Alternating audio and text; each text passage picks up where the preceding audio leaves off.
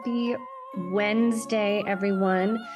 Sorry, I am late with getting our weekly announcements out, but I'm glad that I did because a couple things came up today that are necessary to put in the docket here. So let's get to it. All right, we are in week 5. Woohoo! And we're nearing on midway through September, which means we only have 4 weeks left of the quarter after this week. Okay. All right, the first thing that I want to mention is an announcement from our counselors. They would prefer if you would please text or email them before sending students to the counseling room. So I have provided each of our counselors and their availability and their contact information. Please pause the video and input this into your phone. I think it would be very helpful and you will be using them throughout the year.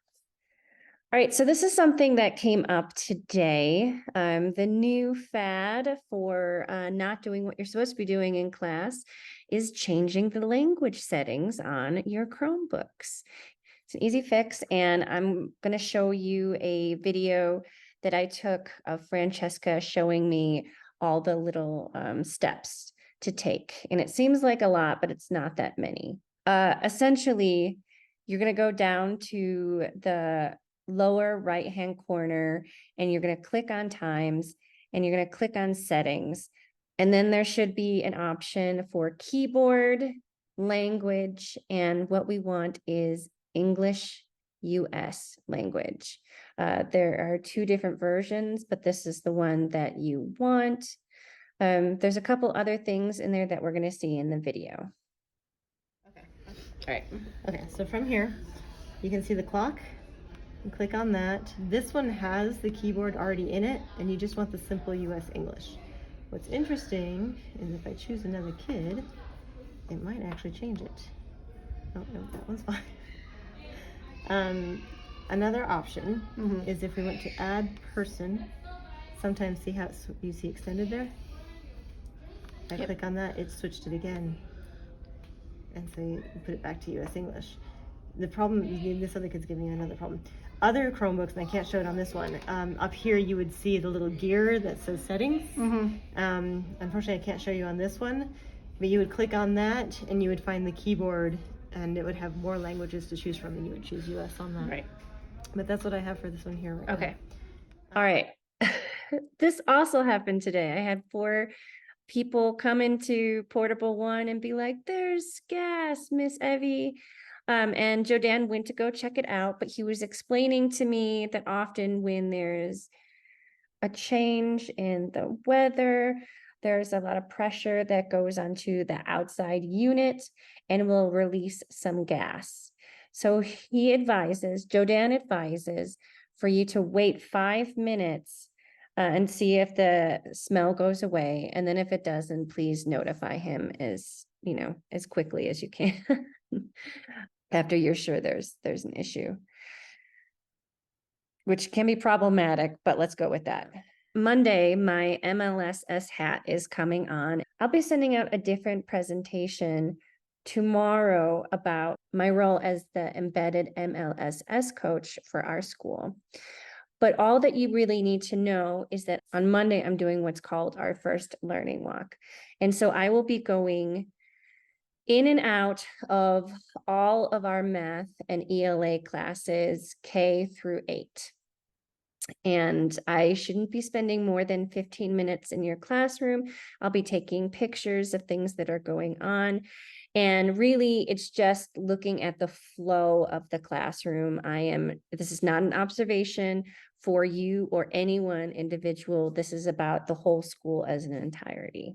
And then I'll be creating an action plan with Stephanie and Mary Ellen and Jodan. But just know on Monday, if you are a math or ELA instructor, I will be visiting your class at some point during that day.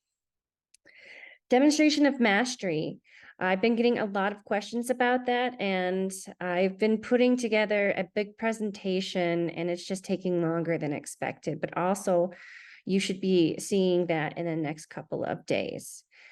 Actually, 3 things that would be helpful to know right now is our overarching theme for our first demonstration of mastery is digital technology.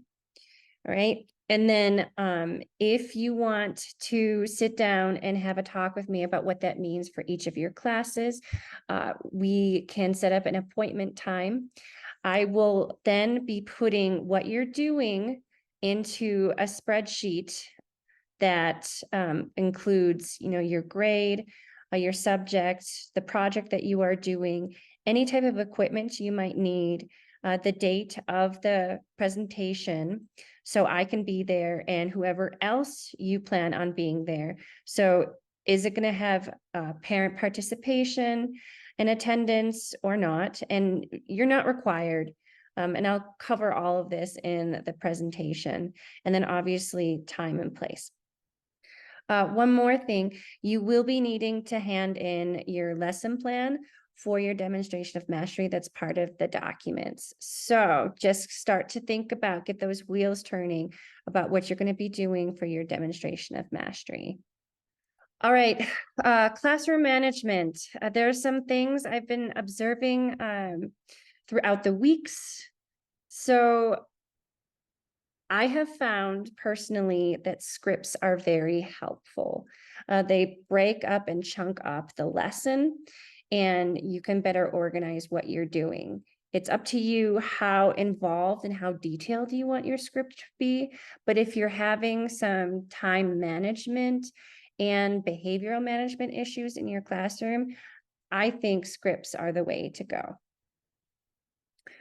Also, are you keeping up with your pacing guides? Because I can't come in and help you if I don't know what you're doing. So either use the pacing guide that I have provided for you in our shared teacher file, or you can show me another system that works well for you. But as long as we have that communication going, then I feel prepared and I can better assist in giving you suggestions or helping accommodate certain things. Subplans. Everyone has been really good with subplans. The actual issue is the person reading your subplans. We are in the process of, should I say, educating our subs on appropriate behaviors as an adult in the classroom and how to leave it cleaner than you found it. But that seems to be a little bit of a process. So if you can structure your lesson plans that are clear and defined, that would be great. I haven't seen any problems with the lesson plans that I've been given. And so we all just kind of have to work together to kind of support each other and our subs in being able to implement your strategies as best as possible. Because the last thing we want to do is come into a trashed classroom and have to hold up your lessons because you're creating a behavior modification lesson for all the things that didn't happen the day before. That being said, I am praising your work and I think your sub lessons are great, and I am here to try to help and assist with all the problems that come along the way. One more thing, I have no problem retrieving copies and handing them to students, but be mindful of the things that you are printing out for your class. As a united front, we should not be using coloring pages or anything that doesn't relate to your actual lesson for your students to work on. Please let me know if you have an issue with your curriculum, and I will work with you to cater and design your lessons that are aligned and appropriate for the classroom. Exit tickets. I was hoping to come into each of your classrooms this week, but I got held up with many other things. Anyways, what I really want to focus on are the last 5 minutes of your class. You should be teaching to the bell. You should be utilizing all 50 minutes. Okay, unless approved, no one should be outside chilling for those last 5 minutes. If you have extra time, they still need to stay in your classroom. Also, and this one's not necessarily anyone's fault, because all of our clocks are either fast or behind or somewhere in the middle. But please be mindful and do not let your students out early. Same goes for keeping your students. We don't have an actual bell, but we need to try to respect everyone else's space by following the schedule that we do have. Lastly, next week, there's going to be quite a few people out with different things, and I am one of those people. So I will be in Albuquerque Tuesday through Thursday for a STEM conference and workshop, the 19th through the 21st. I will be available, though, during the day to address your concerns or help you out with anything as possible. So you can reach me by email, Google Chat, or text. Please pause the video if you don't already have my information. All right. That's it, although that was a lot of information. Please let me know if you have any concerns. Again, I'm here to help and assist you in whatever way you need. I try to be mindful of your time too. So I'm trying to get to all of your needs as quickly as possible because it's important to me. Please let me know that you have watched this video by texting back to me coffee.